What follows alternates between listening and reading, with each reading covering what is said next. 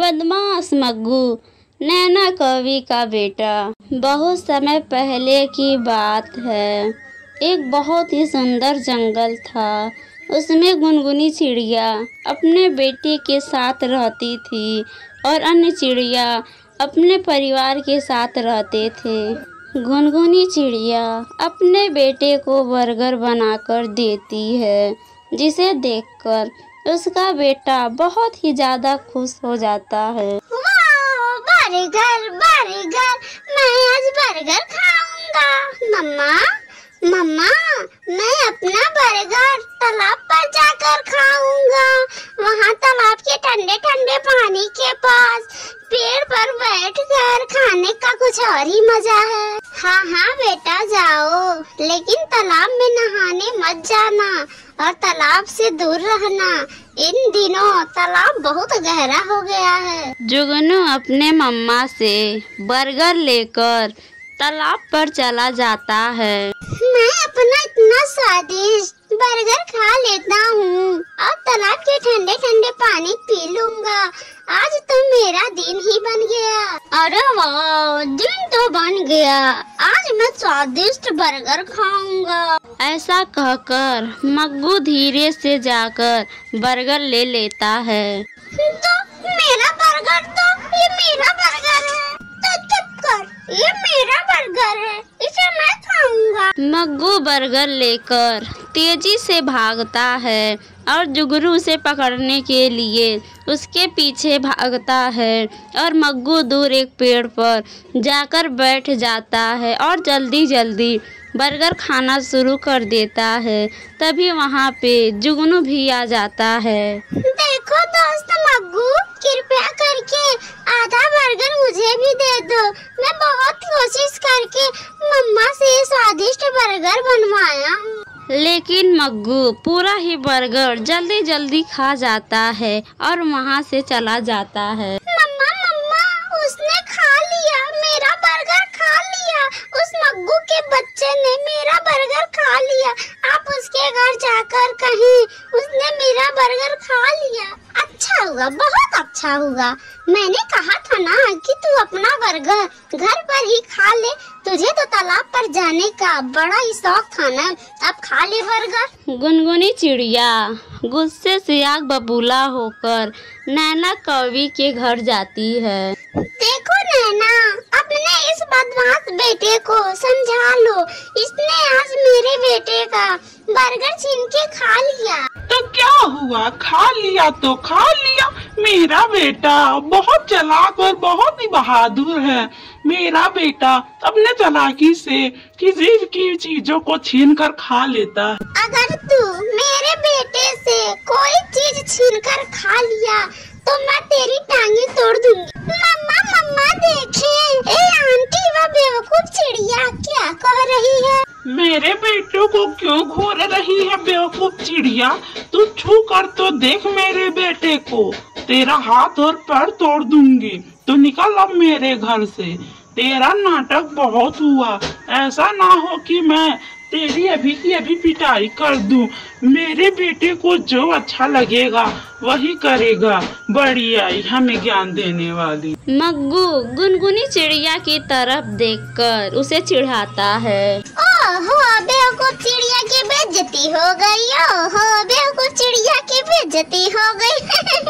मैं जंगल के सभी पक्षियों को बताऊंगा कि मेरी मम्मा ने बेवकूफ चिड़िया की बेइज्जती की है। गुनगुनी चिड़िया इतना सुनकर वहाँ से उदास होकर चली जाती है। जैसी माँ है वैसे ही बदतमीज बेटा है। दोनों एक जैसे ही बदतमीज हैं। मम्मा मम्मा, क्या आपने सबक सिखाया उस मग्गू को? तो चुप हो जाओ मेरे बेटे और जाओ अपना काम कर लो। लेकिन आगे से तुम कुछ खाने के लिए बाहर ले जाओगे तो मैं तुम्हारी पिटाई करूँगी। उस मग्गू के बेटे ने मेरा बर्गर छीनकर खा लिया, इसमें भी मेरी दोष है। सभी चिड़ियों के बच्चे तालाब के पास बैठे हुए थे। लूलू, जब जुगनू की मम्मा मेरी शिकायत करने मेरे घर आई थी तो मेरी मम्मा ने उनकी खूब बेइज्जती की थी। जुगनू बिना कुछ कहे वहाँ से चला जाता है। ओह, भाग गया, बेवकूफ चिड़िया का बेवकूफ बेटा भाग गया। अपनी माँ के लाड प्यार के वजह से मग्गू और भी ज्यादा बदमाश हो गया। वह कभी कबूतर के बच्चे से भोजन छीन लेता तो कभी बुलबुल के बच्चे से।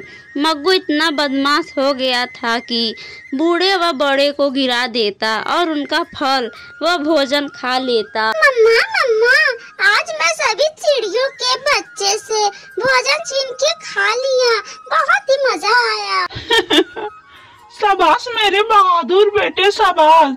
पता है तुमको, जब मैं तुम्हारी तरह छोटी थी ऐसे ही सबके साथ किया करती थी। ऐसे ही एक दिन बदमाश मग्गू इंसान के गांव में पहुंच जाता है और वह एक सेठ के आंगन में पेड़ पर बैठ जाता है। सेठ का छोटा बेटा वहीं पर मोमो खा रहा था। अरे वाह, इस बच्चे का मोमो छीन के खा लेता हूँ। ये छोटा बच्चा है, मेरा कुछ नहीं बिगाड़ सकता। ऐसा सोचकर मग्गू कौवा बच्चे पर हमला कर देता है और बच्चा जोर जोर से रोने लगता है। लेकिन मग्गू कौवा नहीं रुकता है और छोटे बच्चे को घायल कर देता है। अरे हट हट, छोड़ो मेरे बच्चे को, जाओ यहाँ से।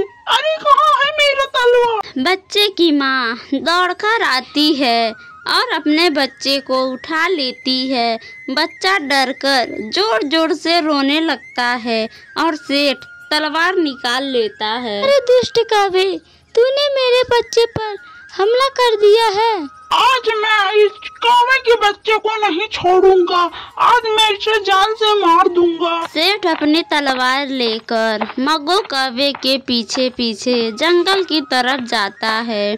घबराता हुआ मग्गू कौवा अपने घर चला जाता है और घर जाकर जल्दी से दरवाजा बंद कर लेता है और कांपने लगता है। अरे क्या हुआ मग्गू बेटा, क्यों इतने घबराए हुए हो और दरवाजा क्यों बंद कर दिया? मम्मा मम्मा, इंसान तलवार लेकर मुझे मारना चाहता है। क्या ये क्या कह रहे हो? इंसान हमें मारना चाहते हैं और तू उन्हें हमारे घर तक ले आया?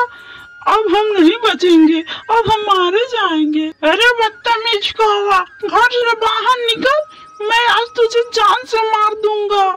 यहाँ से तुझे मारे बिना नहीं जाऊंगा, चल जल्दी बाहर निकल। मग्गू, मैंने तुझे पक्षियों को परेशान करने के लिए कहा था और तूने तो इंसानों को परेशान कर दिया।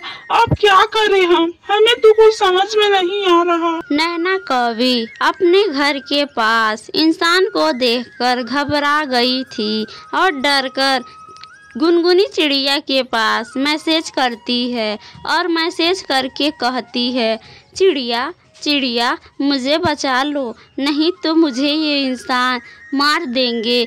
मेरे घर के पास इंसान तलवार लेकर आया है। अरे मैं नहीं आऊंगी, तुम मरती है तो मर जाओ, तुम्हारे रहने या ना रहने से किसी को कोई फर्क नहीं पड़ेगा। गुनगुनी चिड़िया इतना कहकर उसे ब्लॉक कर देती है। मग्गू मेरे बेटे, अब हम क्या करें? चिड़िया ने हमारी सहायता करने से साफ मना कर दिया, अब हमें कौन बचाएगा? फिर नैना कौवी मैना को फोन करती है। मैना, मैना बहन, मेरी प्यारी बहन, मुझे इंसानों से बचा लो। मैं तुम्हें वचन देती हूँ, मेरा मग्गू तुम्हें कभी नहीं परेशान करेगा। अरे वाह, बहुत बढ़िया, जो कल मरती है तू, अभी तू मर जा, ये तो बहुत खुशी की बात है। फिर नैना कौवी सभी पक्षियों के पास फोन और मैसेज करती है, लेकिन जंगल के कोई भी पक्षी नैना की सहायता के लिए नहीं आता है। मैना, कबूतर, चील इंसान के पास आ जाते हैं और इंसान से कहते हैं, मार दो इन दोनों को। तुम्हारी इस कौवे की बदतमीज बेटे ने हमारे बच्चे पर हमला करके उसे घायल कर दिया है। इंसान इंसान जल्दी उसने बाहर निकाल कर जान से मार दो। इस कौवे के बेटे के साथ उसकी माँ को भी मार दो, क्योंकि इस कौवे का बेटा बहुत ही दुष्ट और बहुत ही शरारती है।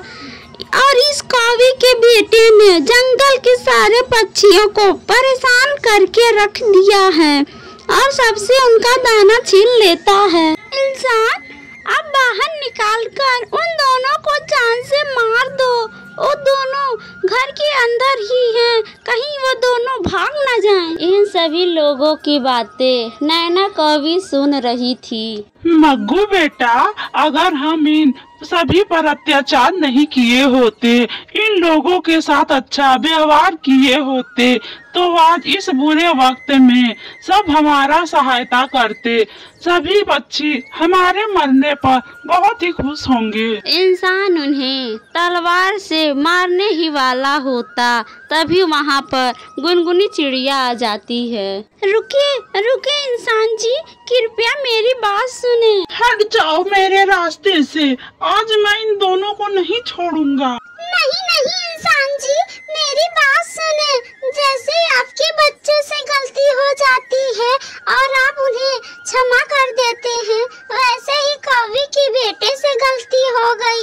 आप उन्हें क्षमा कर दे और दोबारा कभी भी वो आपके गांव में नहीं जाएगा। मैं आपको वचन देती हूँ। इस दुष्ट कौवे ने मेरे बेटे को घायल किया है। मैं आज आपके घर आऊंगी और आपके बेटे को कहानी सुनाकर सुला दूंगी, लेकिन आप इन कौवों को क्षमा कर दे। फिर इंसान गुनगुनी चिड़िया की बात मान लेता है और वह मग्गू को माफ कर देता है। तभी नैना कौवी और उसका बेटा घर से बाहर आते हैं। चिड़िया, मैं आज बहुत ही ज्यादा पछता रही हूँ और आज बहुत ही ज्यादा शर्मिंदा हूँ। आज मैं वचन देती हूँ कि मेरा बेटा मग्गू सही रास्तों पर चलेगा और मैं भी कभी किसी पक्षी को परेशान नहीं करूँगी। फिर सभी पक्षी नैना को माफ कर देते हैं और सभी मिलजुल कर खुशी खुशी रहने लगते हैं।